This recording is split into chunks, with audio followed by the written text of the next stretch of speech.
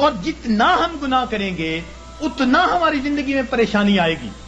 یہ اللہ والے جو گناہوں سے اپنے آپ کو بچا لیتے ہیں اللہ تعالیٰ ان کی زندگی کو سکون عطا فرما دیتے ہیں. یاد رکھیے گناہوں کو چھوڑ کر بندے کو ایسے سکون ملتا ہے جیسے کہ بچے کو ماں کی گود میں آ کر سکون مل جایا کرتا ہے.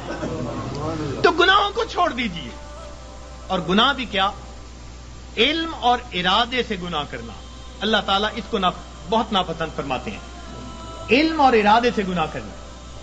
بے دھیانی میں گناہ ہو جائے جلدی معاف ہو جاتا ہے.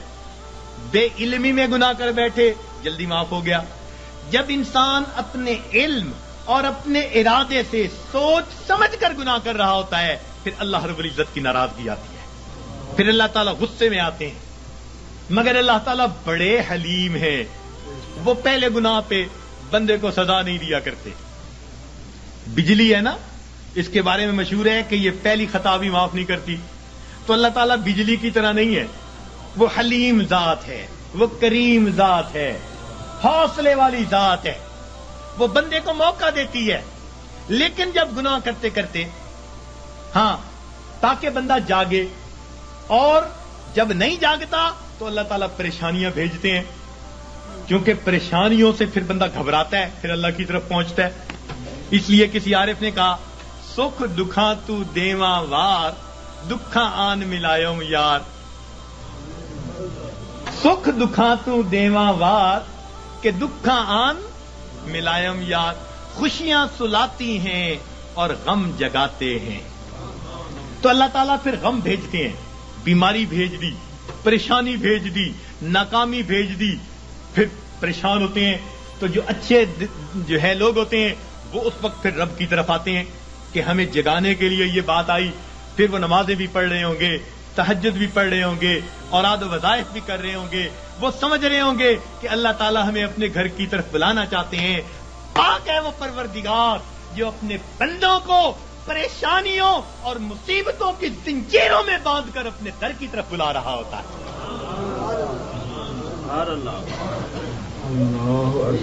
تو یہ کس لیے آتے ہیں؟ بندے کو جگانے کے لیے.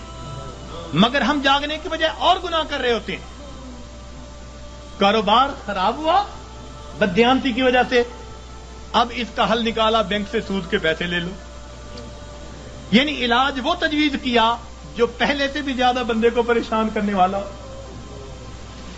تو موٹا اصول یہ ہے کہ اللہ رب العزت کی نافرمانی سے انسان کی زندگی میں پریشانیاں آتی ہیں، مصیبتیں آتی ہیں، ذلتیں آتی ہیں، رسوائیاں آتی ہیں، ناکامیاں آتی ہیں، اور ان کو چھوڑ کر انسان کو دنیا اور آخرت کی سرخروئی نصیب ہو جاتی ہے.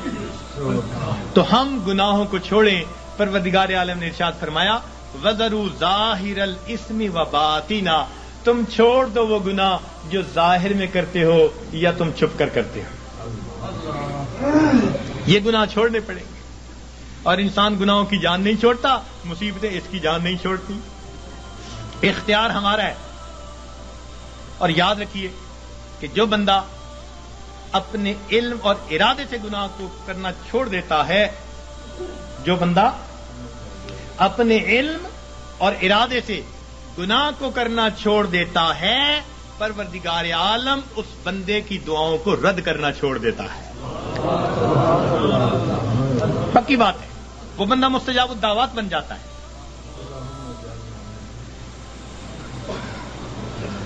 جو بندہ اپنے علم اور ارادے سے گناہ کرنا چھوڑ دیتا ہے، پروردگار عالم اس بندے کی دعاؤں کو رد کرنا چھوڑ دیتا ہے.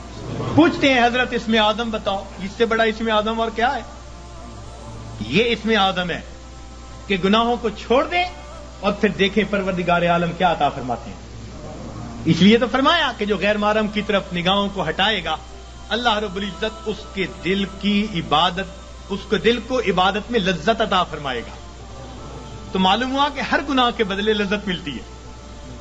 تو چھوڑ دیجئے گناہوں کو تاکہ اللہ رب العزت دلوں کا سکون اور ایمان کی اور اعمال کی لذتیں عطا فرمائے. لذتیں عطا فرمائے. آج کہتے ہیں جی اور وظائف میں کچھ محسوس نہیں ہوتا. بھئی پہلی بات تو یہ محسوس ہوتا ہے یا نہیں، ہمیں تو بندگی کرنی ہے، ہمیں تو بیٹھنا ہے. یاد رکھیں عبد اللطیف بنے، عبد اللطف نہ بنے. کچھ عبد اللطف ہوتے ہیں، لطف اور مزہ ڈھونڈتے پھرتے ہیں. حضرت مزہ نہیں آ رہا، بھائی مزے ڈھونڈنے، اللہ تعالیٰ کی بندگی کرنی ہے، اس کی یاد کرنی ہے. ہم پابند ہیں، غلام ہیں. ہاں اگر یاد میں وہ مزہ بھی دے دیتا ہے تو عنایت ہے اس کی. یہ رحم ہے پروردگار کا، یہ طرز ہے اس کریم ذات کا کہ اپنے بندوں کے دلوں کو اور لذتیں عطا فرما دیتا ہے. ورنہ ہم تو پابند ہیں، بندے جو ہوئے تو ہم گناہوں کو کرنا چھوڑ دیں گے، اللہ رب العزت زندگی سے پریشانیوں کو دور کر دیں گے. اب یہاں ایک سوال پیدا ہوتا ہے کہ پریشانی تو نیکوں پر بھی آتی ہے، ان کے تو گناہ نہیں ہوتے. جی ہاں، پریشانی گناہگاروں پر بھی آتی ہے، پریشانی نیکوں پر بھی آتی ہے، مگر دونوں کے اندر فرق ہوتا ہے. اس فرق کو سمجھنے کی ضرورت ہے، اس فرق کو سمجھنے کی ضرورت ہے. نیکوں پر اللہ تعالیٰ اس لیے پریشانیوں کو بھیجتے ہیں کہ ان کو بعد وہ درجات دینا چاہتے ہیں جو اپنی محنت سے وہ حاصل نہ کر سکے. اب پریشانیوں کو بھیج دیا تاکہ اس پریشانی کو وجہ بنا کر اللہ تعالیٰ ان کو قرب کے درجات عطا فرما دے. تو اللہ والوں پر اس لیے پریشانی آتی ہیں ان کو اپنے رب کے قریب کرنے کے. اس لیے حضرت مجدد لسانی رحمۃ اللہ نے فرمایا کہ سالک کی قبض کی کیفیت میں جتنی ترقی ہوتی ہے، صاحب کی حالت میں اتنی ترقی نہیں ہوا کرتی. قبض کی حالت کہتے ہیں جب کیفیات سلب ہو، دل نہ لگ رہا ہو، اور اس وقت بھی انسان اللہ کے در پر لگا ہوا ہو عبادات میں، تو اس وقت بڑی ترقی ہوتی ہے اس کی. تو یہ اس لیے کہا کہ تم دیے باد مخالف سے نہ گھبرا اے عقاب، یہ تو چلتی ہے تجھے اونچا اڑانے کے لیے. تو اللہ والوں کے لیے آتی ہیں اونچا، ان کو اونچا اڑانوں کے لیے. اور یاد رکھنا کہ اللہ والوں پہ پریشانیاں آتی تو ہیں، مگر ان پریشانیوں سے ان میں بے چینی نہیں آیا کرتی. جس کا رب سے تعلق ہے اس کا بے چینی سے تعلق نہیں ہے. یہ یاد رکھنا کہ اللہ والوں پہ یہ پریشانی آتی ہیں مگر ان پر بے چینی نہیں آتی. کبھی کسی اللہ والے کو بے چین نہیں دیکھیں گے، وہ پرسکون ہوں گے. پریشانیاں ہیں، خوف ہے، مصیبتیں ہیں، بیماریاں ہیں، مگر طبیعت پرسکون ہوگی. جیسے شیشے کے کمرے میں کوئی بیٹھا ہوا ہو اور باہر آندھی چل رہی ہو تو وہ جھکڑ دیکھ رہا ہے، آندھی دیکھ رہا ہے، ہوائیں دیکھ رہا ہے، درخت گرتے دیکھ رہا ہے، مگر اس کو محسوس بھی نہیں ہو رہا. اللہ والوں کا بالکل یہ حال ہوتا ہے کہ ان کو یہ پریشانیاں مصیبتیں نظر تو آ رہی ہوتی ہیں مگر یہ ان کے دل پر اثر انداز نہیں ہو رہی ہوتی. ان کا دل پرسکون ہوتا ہے. این مصیبتوں کے عالم میں بھی دل اپنے پروردگار سے لگا ہوا ہوتا ہے. چنانچہ ایک بزرگ تھے، اپنے گھر کے اندر کچھ تلاش کر رہے تھے، حالانکہ ان کے بیٹے کی شادی تھی. تو بیوی کہنے لگی جی بیٹے کے لیے دلہا بن رہا ہے، گھوڑے پہ چڑھنے لگا ہے، بارات جانے والی ہے، آپ کیا تلاش کرتے پھرتے ہیں؟ کہنے لگے میں کفن کے کپڑے تلاش کر رہا ہوں، چیزیں تلاش کر رہا ہوں. ان کا کس لیے؟ کہنے لگے دل میں ڈالا گیا ہے کہ ابھی ابھی میرے بیٹے کی وفات ہو جائے گی، تو میں نے کہا میں اس کے لیے چیزوں کا انتظام کر لوں. میاں بیوی بات کر رہے تھے، باہر سے اطلاع ملی دولہا گھوڑے پہ چڑھنے لگا، پاؤں پھسلا، گردن کے بل گر کے موت آ گئی. یہ ہوتا ہے دنیا دولہا بنا رہی ہے اور ان کے دل میں الہام ہوا موت آنی ہے تو گھر میں تیاریاں کر رہے ہیں. سرے تسلیم خم ہے جو مزاج یار میں آئے، اپنے رب پہ راضی ہیں. سبحان اللہ. تو اس لیے اللہ والوں پہ بھی یہ تکلیفیں آتی ہیں مگر ان کے دل کو بے چین نہیں کرتی، پریشان نہیں کرتی، ان کے دل پرسکون ہوتے ہیں. ہاں ان کے رجوع اللہ میں اور زیادہ جو ہے ترقی ہو جاتی ہے. اور یہ گناہوں کا وبال بن کے بھی آتی ہیں گناہگاروں پر. اور اس کی پہچان کیا ہوتی ہے کہ دل پریشان ہوتا ہے. 3 باتیں یاد رکھیے، 3 باتیں یاد رکھیے کہ جب کسی انسان پر کوئی مصیبت آئے اور اس اٹھانے کے لیے بھیجی گئی ہے تو پریشانیاں تو آتی ہیں. اس دنیا میں کون ہے جو پریشان نہیں ہے؟ دری دنیا کسے بے غم نباشد، دری دنیا کسے بے غم نباشد، اگر باشد بنی آدم نہ باشد، اس دنیا میں کوئی بے غم نہیں، اگر کوئی ہے تو پھر وہ بنی آدم ہی نہیں۔ تو غم تو ہے ہی اس دنیا کے ساتھ، ہاں جہاں کوئی غم نہیں ہوگا اس کا نام جنت ہے، ابھی وہاں نہیں پہنچے، جب پہنچ جائیں گے تو پھر غم ختم کر دیے جائیں گے۔ لا خوف علیہم ولا ہم یحزنون، یہ کہہ دیا جائے گا۔ دنیا کے اندر تو یہ غم آئیں گے، مگر یہ غم کبھی کبھی آتے ہیں۔ ایک بات اور دیکھیے کہ اللہ تعالیٰ کی طرف سے آسانیاں زیادہ اور تنگیاں تھوڑی، صحت کا عرصہ زیادہ، بیماری کا عرصہ، کھانے پینے کا وقت زیادہ اور فاقوں کا وقت، تو عنایات زیادہ ہیں، امتحان کبھی کبھی، عنایات زیادہ ہیں اور امتحان کبھی کبھی۔ تو جب عنایات اتنی زیادہ ہیں تو کبھی کبھی کوئی امتحان آ جائے تو ہم پھر بھی اپنے رب سے راضی رہیں، اپنے آپ کو سمجھائیں کہ پریشان ہونے کی کیا ضرورت ہے۔ کسی عارف نے کہا لطف سجن دم بدم، گہرے سجن گاہ گاہ، لطف سجن دم بدم، گہرے سجن گاہ گاہ، ای بھی سجن واہ واہ، اون بھی سجن واہ واہ۔ میرے مالک ہم اس پہ بھی راضی ہیں، میرے مولا ہم اس پہ بھی راضی ہیں۔ یہ ہے بندگی، یہ ہے بندگی۔ اور ہم پریشان ہو کر، اگر کوئی بدعقیدہ بندہ تعویذ دینے والا ہے ادھر بھی بھیجتے ہیں عورتوں کو، عاملوں کے پاس، نجومیوں کے پاس، جادو کرنے والوں کے پاس، کالے علم والوں کے پاس، ایمان گواہ بیٹھتے ہیں، اور بڑے بڑے نمازی اور سالک اور ذکر مراقبہ کرنے والے پریشان ہو کر۔ ہرگز نہیں، پریشانیوں کے اندر کبھی ایسے لوگوں کی طرف نہیں جانا، پریشانی کے وقت میں اپنے پروردگار کے گھر کی طرف آنا ہے، مسجد کی طرف آئیں اور اللہ سے اپنے دل کی بات کہیں، اللہ کے سامنے اپنے دل کا دکھ بیان کریں۔ جب دل کا دکھ اللہ کے سامنے بیان کریں گے تو پروردگار پھر ہماری اس مناجات کو قبول فرما لیں گے۔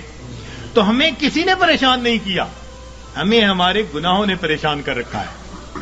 ہم دوسروں سے حسد کرتے پھرتے ہیں، فلاں نے کر دیا ہوگا، فلاں نے کر دیا ہوگا، فلاں نے کچھ کر دیا ہوگا، اس نے باندھ دیا ہوگا، اس نے باندھ دیا ہوگا، پتہ نہیں کتنے چھوٹے سے خدا بنائے ہوئے ہیں ہم نے، کسی نے کچھ نہیں باندھا۔ باندھنے والی، کھولنے والی وہ ایک ہی ذات ہے۔ واللہ یقبض ویبسط والیہ ترجعون۔ تو ہم اس ذات کی طرف رجوع کریں اور ہماری پریشانیاں اللہ تعالیٰ پھر اس طرح ختم کر دیں گے۔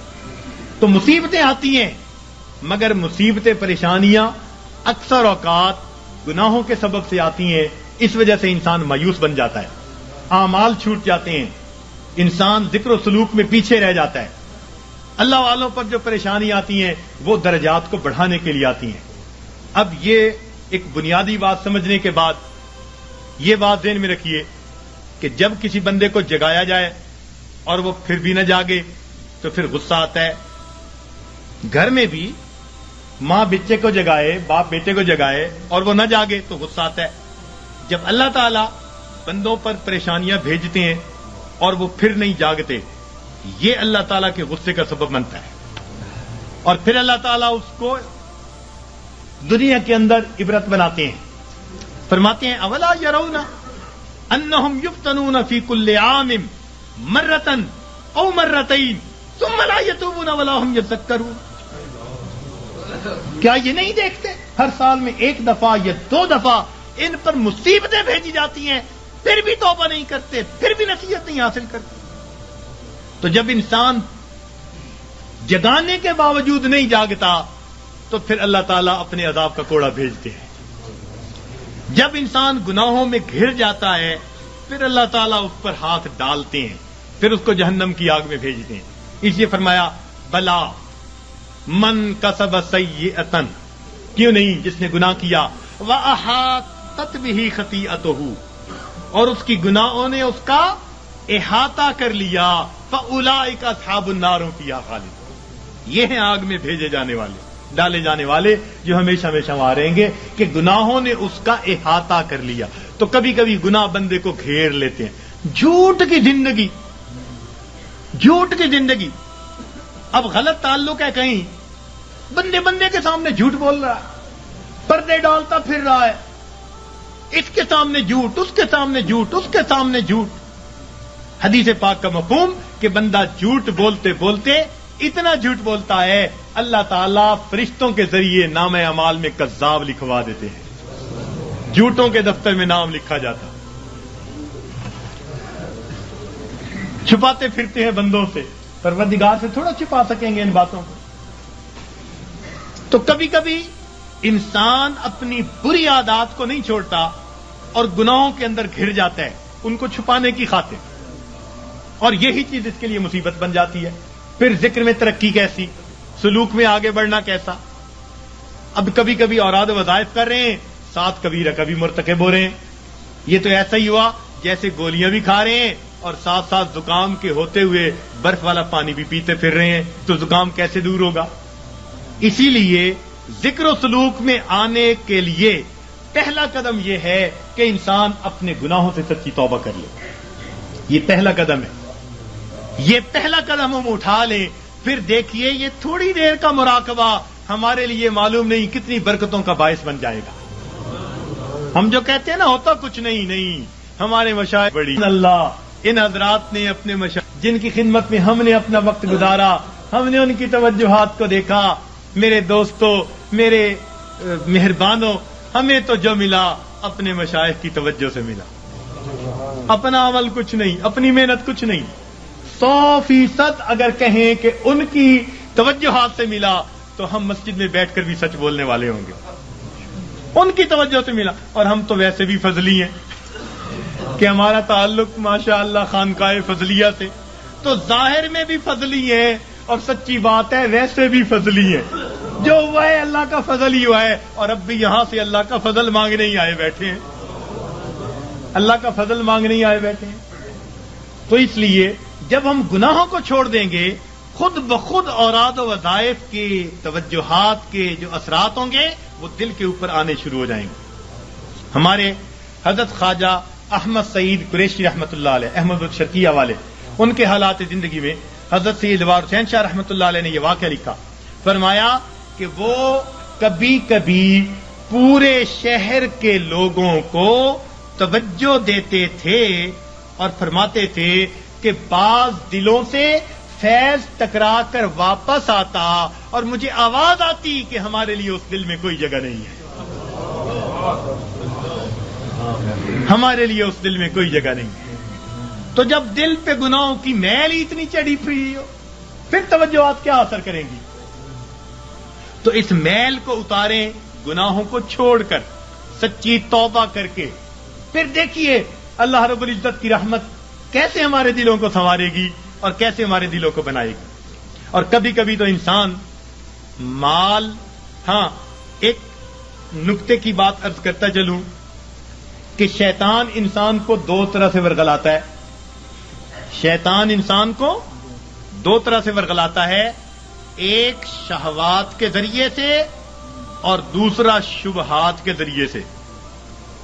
شیطان انسان کو دو طرح سے ورگلاتا ہے، ایک شہوات کے ذریعے سے اور دوسرا شبہات کے ذریعے سے.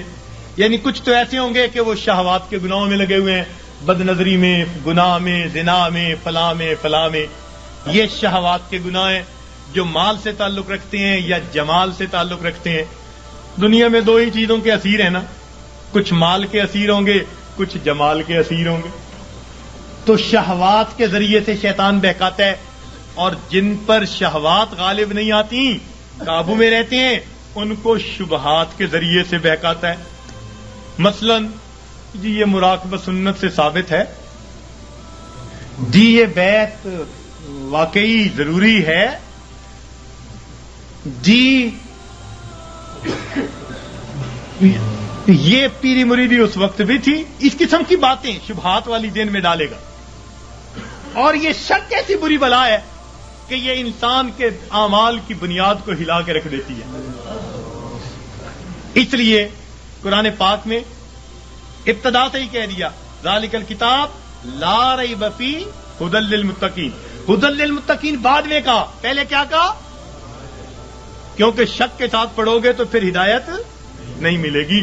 نبی علیہ السلام نے دعا مانگی اللہم انی اعوذ بک من الشک والشرک والشقاق والنفاق وسوء الاخلاق.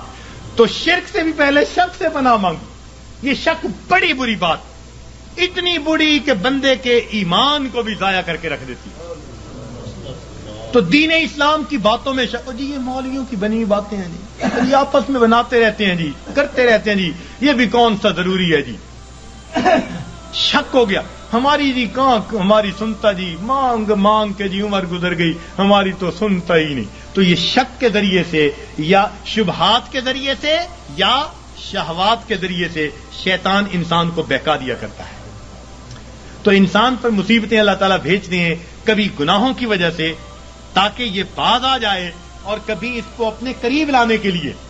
اور اس کا ایک ہی حل ہے کہ ہم اپنے گناہوں کو چھوڑ کر اپنے پروردگار کی طرف قدم آگے بڑھائیں.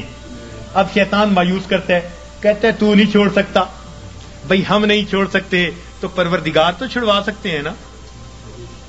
بھئی ہم اگر نہیں بچ سکتے تو پروردگار تو بچا سکتے ہیں نا. تو پروردگار عالم ہمیں بچا لیں گے جب ہم سچی توبہ کریں گے. حضرت اقدس تھانوی رحمۃ اللہ نے عجیب نقطہ لکھا ہے. فرماتے ہیں جو بندہ گناہ کر بیٹھے مگر اللہ سے دعائیں مانگے اللہ بچا لے، میں بچنا چاہتا ہوں، روئے دھوئے معافیاں مانگے، پھر گناہ کر بیٹھے، پھر روئے دھوئے معافیاں مانگے، فرمایا ساری زندگی اسی طرح کرتا رہے، اللہ تعالیٰ قیامت کے دن اس کو کھڑا کریں گے، فرمائیں گے میرے بندے تو گناہوں سے بچا کیوں نہیں؟ کہے گا یا اللہ ہر وقت معافیاں مانگتا تھا اور کہتا تھا اللہ بچا لے، میں تو دعا ہی کر سکتا تھا. اللہ تعالیٰ فرمائیں گے واقعی تو نے دعا مانگی، تیری دعا کو قبول کر کے سب گناہوں کو ہم نے معاف فرما دیا. تو جب گناہ سرد ہو جائے تو معافیاں مانگے، روئے دھوئے اپنے رب کو منائے. الندم توبۃ، ندامت توبہ. تو دل میں نادم ہو اور اپنے رب کو منانے کی کوشش کرے، اسی وقت دیر نہ کرے. گناہ کا سرزد ہو جانا یہ کوئی ایسی بڑی بات نہیں ہے. بڑے بڑوں سے بعض اوقات غلطیاں ہو جاتی ہیں، تو گر جانا برا نہیں، گر کر پڑے رہنا برا ہوا کرتا ہے. تو کبھی کوئی کوتاہی ہو جائے، کوئی غلطی سرزد ہو جائے تو بندہ فوراً اپنے رب سے سچے دل سے معافی مانگے اور اپنے آپ کو اللہ تعالیٰ کے پیش کرے اور کہ اللہ مجھے بچا لینا.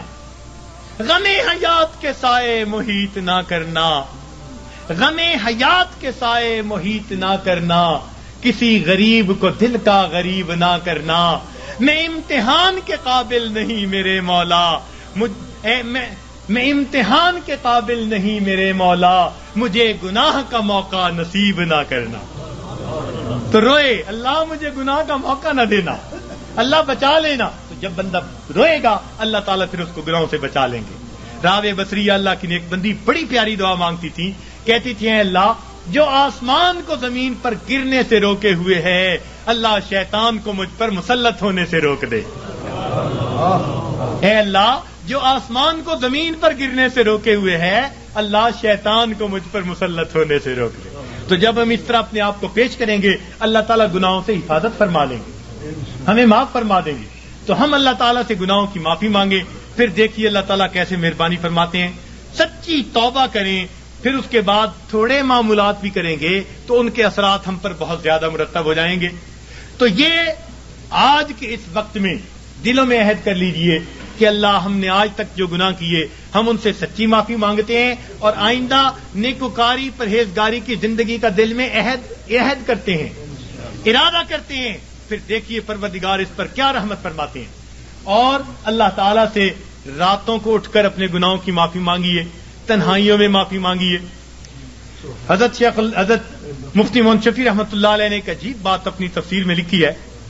فرماتے ہیں کہ قرآن پاک کی ایک آیت ہے من یعمل سوءا یجز بہ، جس بندے نے بھی گناہ کیا اس کو اس کا بدلہ ملے گا.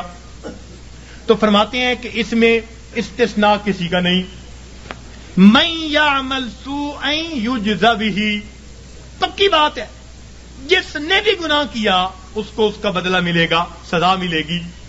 تو فرماتے ہیں کہ اس کا مطلب یہ ہوا کہ ہم جتنے گناہ کر چکے ہیں ہمیں ہر گناہ کے بدلے سزا ضرور ملنی ہے. فرماتے ہیں اب یہ سزا دو طرح کی ہے. سمجھنے والا نقطہ، اب یہ سزا دو طرح کی ہے.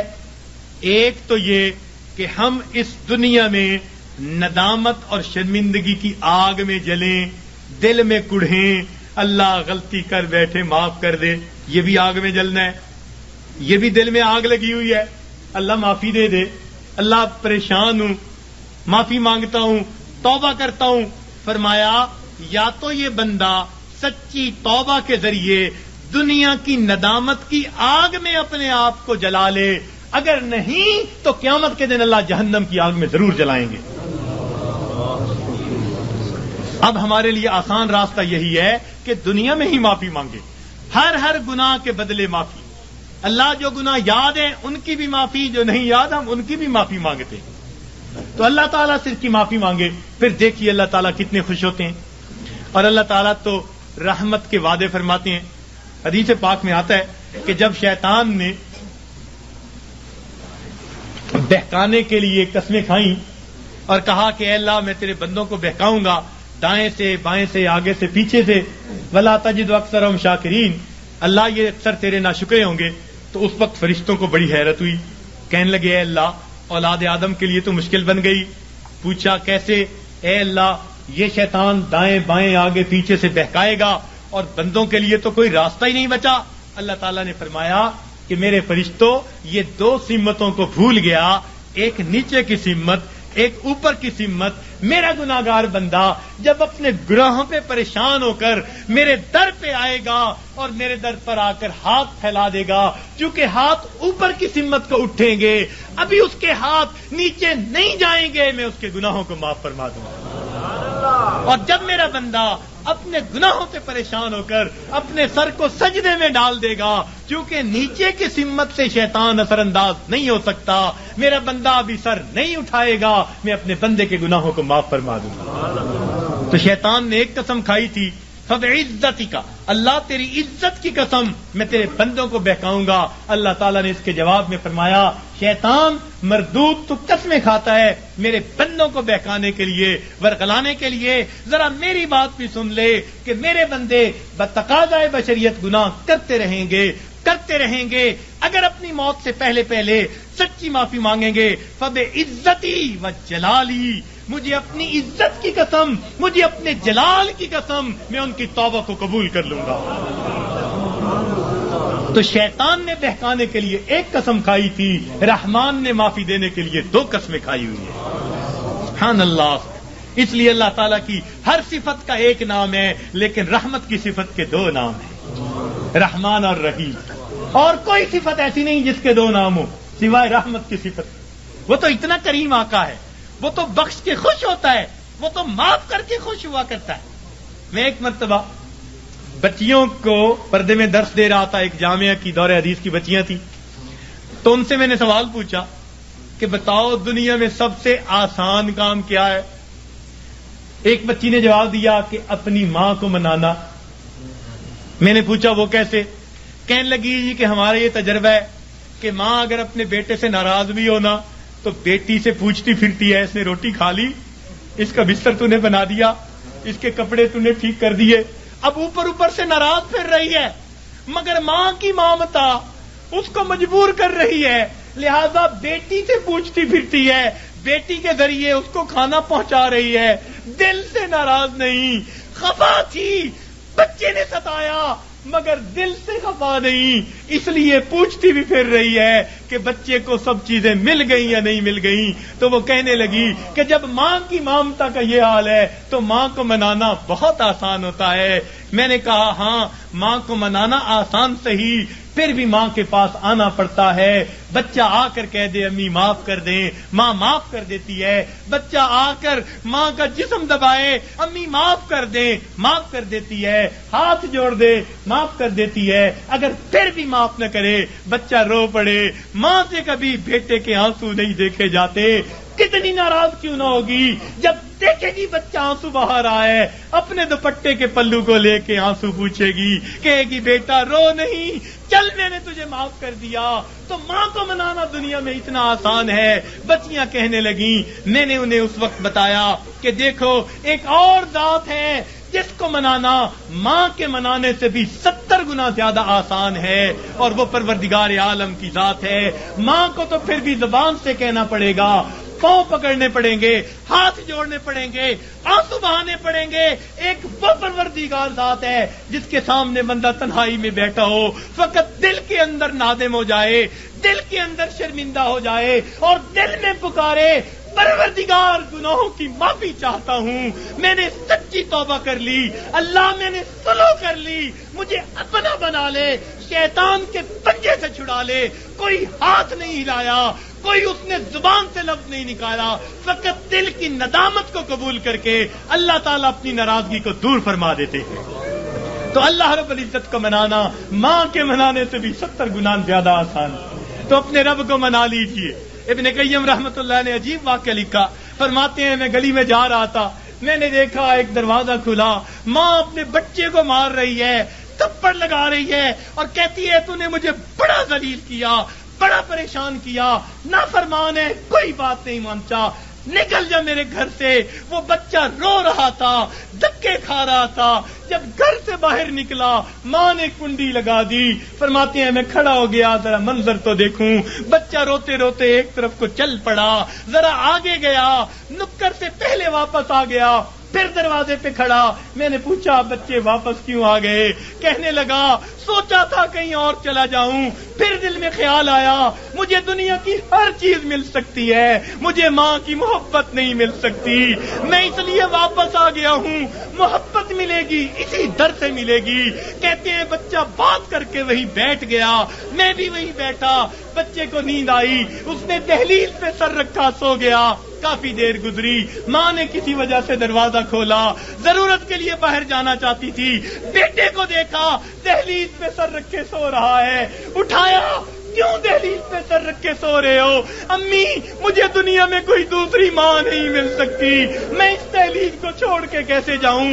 فرمایا بچے کے الفاظ سے ماں کی آنکھوں سے آنسو آ گئے، بچے کو سینے سے لگا لیا۔ میرے بیٹے جب تیرا یقین ہے اس گھر کے سوا تیرا گھر کوئی نہیں، میرے در کھلے ہیں، آ جا، میں نے تیری غلطیوں کو معاف کر دیا۔ فرماتے ہیں جب گنہگار بندہ اپنے رب کے دروازے پہ اس طرح آتا ہے اور کہتے ہیں رب کریم میری خطاؤں کو معاف کر دے، میرے گناہوں کو معاف کر دے، اے بے قصوں کے دستگیر، اے دکھی دلوں کو سکون دینے والے، اے غمزدہ دلوں کو تسلی دینے والی ذات، اے پریشان دلوں کو سکون بخشنے والی ذات، اے بے سہارا لوگوں کا سہارا بننے والی ذات، اے گناہوں کے پردوں میں، گناہوں کو اپنی رحمت کے پردوں میں چھپا لینے والی ذات، تو میرے لیے رحمت فرما دے، مجھے در در کے دھکے کھانے سے بچا لے، اللہ اپنی ناراضگی سے بچا لے، میں سلو کرنے کے لیے حاضر ہو گیا ہوں، پروردگار آئندہ نیکوکاری کی زندگی عطا فرما۔ تو جب بندہ اس طرح پیش کر دیتا ہے اللہ رب العزت اس بندے کی توبہ کو قبول کر لیتے ہیں۔ اللہ تعالی ہمیں سچی توبہ کرنے کی اور توبہ کر کے یہاں سے اٹھنے کی توفیق عطا فرما دے۔